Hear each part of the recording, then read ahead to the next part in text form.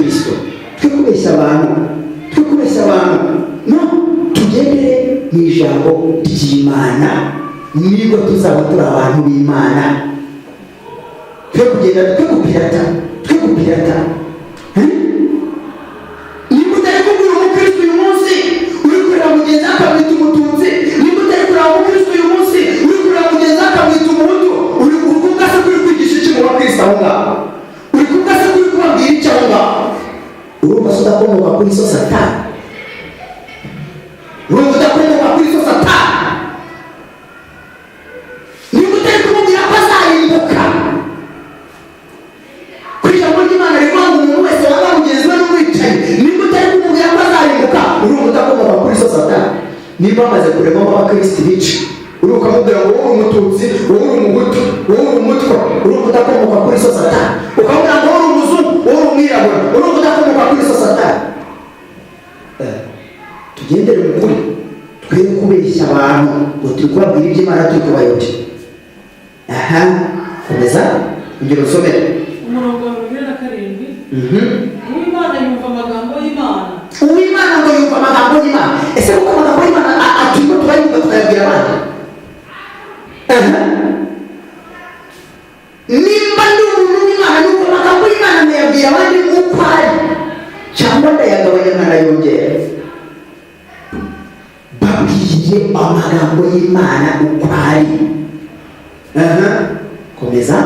Uw'Imana yumva amagambo y'Imana. Mwebwe igituma mutumva nuko mutaraba Imana. Ngo mwebwe igituma mutumva nuko mutaraba Imana. Ayumvise? Tega ugutwi. Igituma mutumva nuko mutaraba Imana. Nimba turi abantu b'Imana tugomba kuvuga amagambo ari kuri Imana, kandi tugomba kubwira abantu kuri kw'Imana, kandi tugomba kubwira abantu kuri kwambaye ubusa. Ukuri ntabwo kugira ikindi kintu kwambariraho. No, ukuri ntabwo kuboneka. Ukuri kuragoroye, ukuri kuravuga kandi kugakiza. Turi kwanga kuvuga ukuri ngo abantu b'Abakristo batagenda. Nashaka tete niwe wamuhamagaye, niwe wamuremye se. Ntabwo umukristo yaremera pasiteri.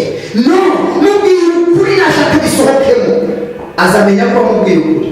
Kuki tutavuga ukuri ngo Abakristo batagenda, tutabura ibyacu? Nabireke, ntimuzongere kubitanga, ubuzima bwanjye buhagarare.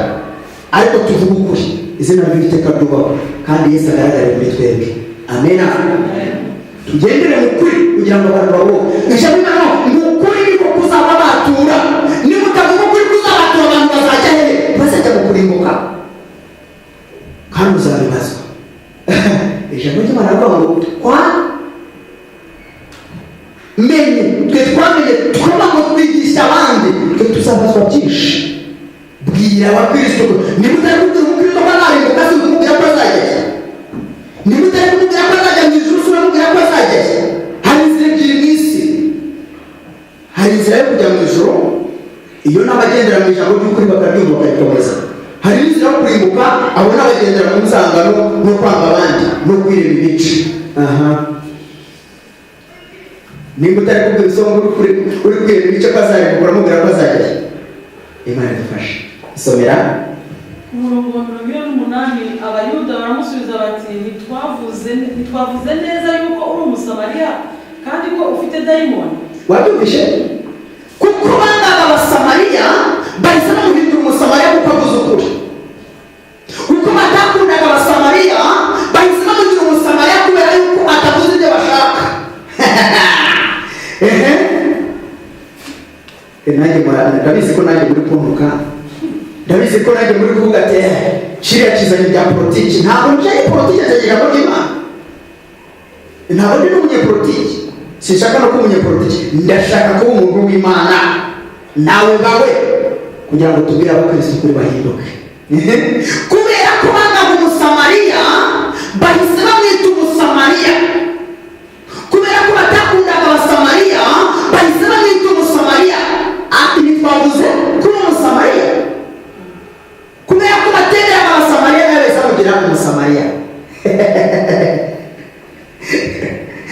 Kubera ko bamaze kuvuga ukuri bahita bamuha igice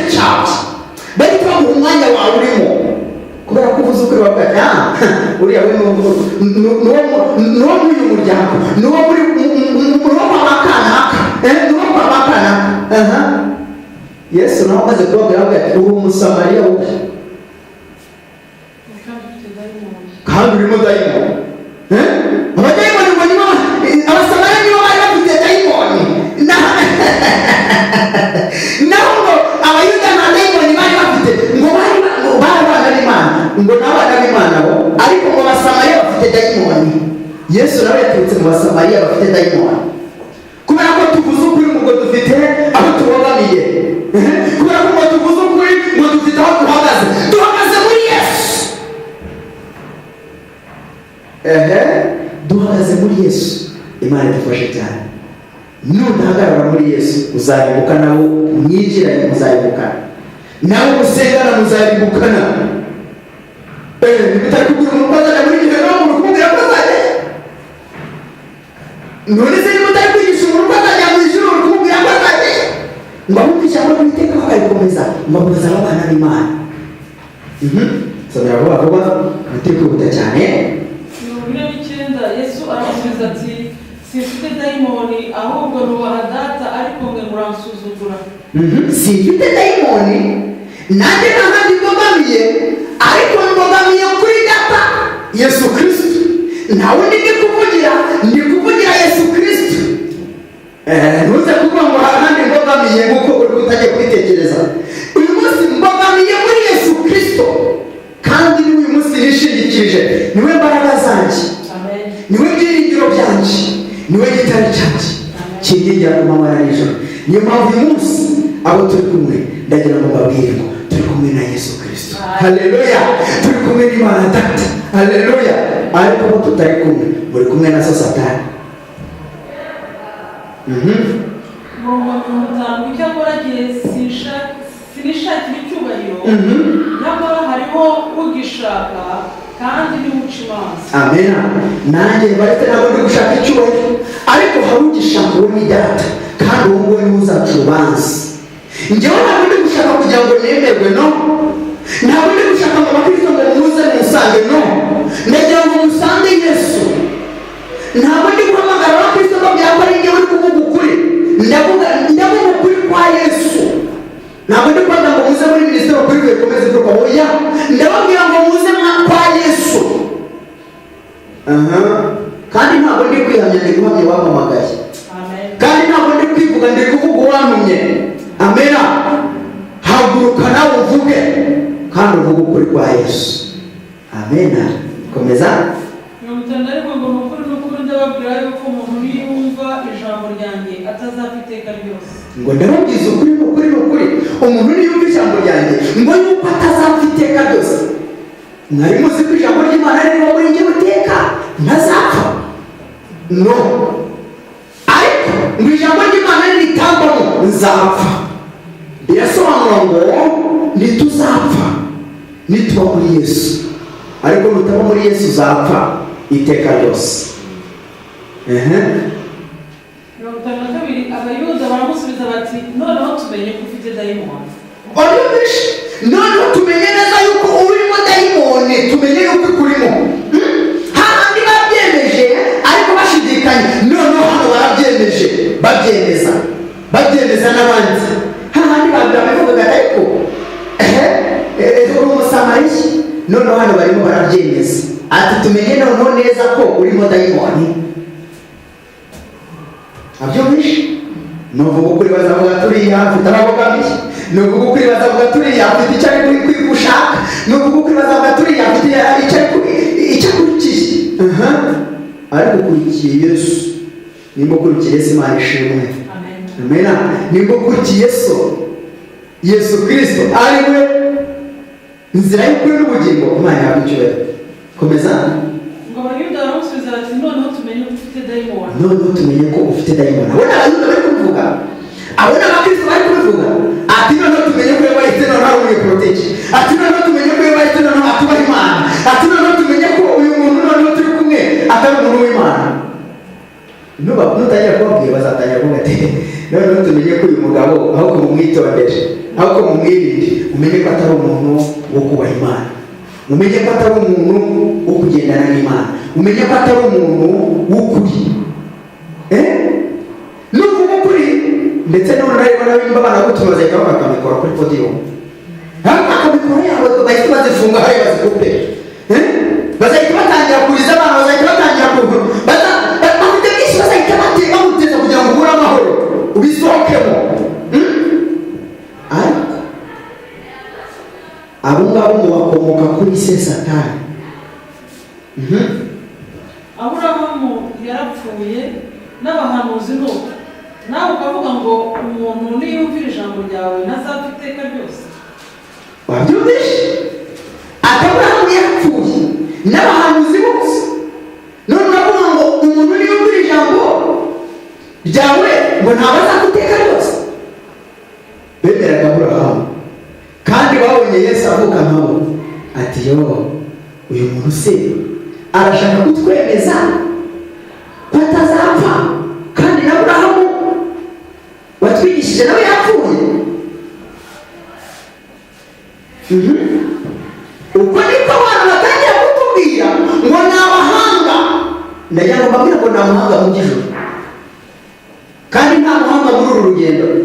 Twese turakiga, twese turacyashakisha, ntawe uragerayo. Ureka bya bindi bigo babeshya ngo bafite amatike, ngo ni ba dogiteri, ngo ni ba porofete, ibyo byose ni titire zipfuye zidafite umumaro. Igifite umumaro ni ijambo ry'Imana. Ayo ni amatitire abantu bari gushaka kugira ngo bemerwe, ntabwo ari titire kugira ngo izina ry'iteka ryubahwe. Abeshya ngo ni abapasiteri. Niba uri umupasiteri kuko utavuga ukuri mubwira umukristo yuko agomba gukunda mugenzi we. Niba uri bishop kuko utabwira umuntu ko agomba guhinduka ngo avuga ukuri, agendera mu kuri, yigishe mugenzi we ukuri, kubeshya ngo ni umukozi w'Imana, ngo ni umuhanuzi. Umuhanuzi utavuga ukuri, umuhanuzi ujya hehe? Urahanurira ijya hehe? Niba utari kubwira umuntu yuko niba ari kwanga mugenzi wawe umwicaye, uri kuvuga kuri umuhanuzi ujya hehe? Niba uri umuhanuzi utangira gusangira n'umukristo inzoga muri sare wawe, uri umuhanuzi wa hehe? Urahanurira nzi, urahanurira izo nyuma ariko urimo ni yandi, ni ya so Satani. Ndusomere Murongo 53. Mbese umutasogokuruza Aburahamu wapfuye n'abahanuzi bapfuye, wibwira kuri nde? Wabyumvishe? Ngo mbese sogokuruza Aburahamu n'abahanuzi wese wibwira kuri nde? Bamwe bari kumbwira ati ubundi uriya aravuga iryo jambo n'irindi, ubundi bamubaraza no kuvuga ati wasizwe amavuta ubundi nanjye wowe. Nijya gusiza amavuta, njye nasizwe na Yesu, ntabwo nasizwe n'umwana w'umuntu, kuko ayawe ntabwo yo yafataho, ariko Yesu afataho, kandi akangirira akamaro kandi akagirira n'abandi akamaro. Amena. Niba uri muri Yesu wasizwe amavuta na Yesu, niba utari muri Yesu wasizwe amavuta na so Satani. Tugomba guhamya data, kandi tugomba kumuvugira, kandi tugomba kumugenderaho, kandi tugomba gukora ibyo ashaka. Niba tudakora ibyo ashaka se turi bande? Turaba Satani. Niba dukora ibyo data ashaka turaba abana b'Imana, kandi turemera umwana w'Imana. Amena.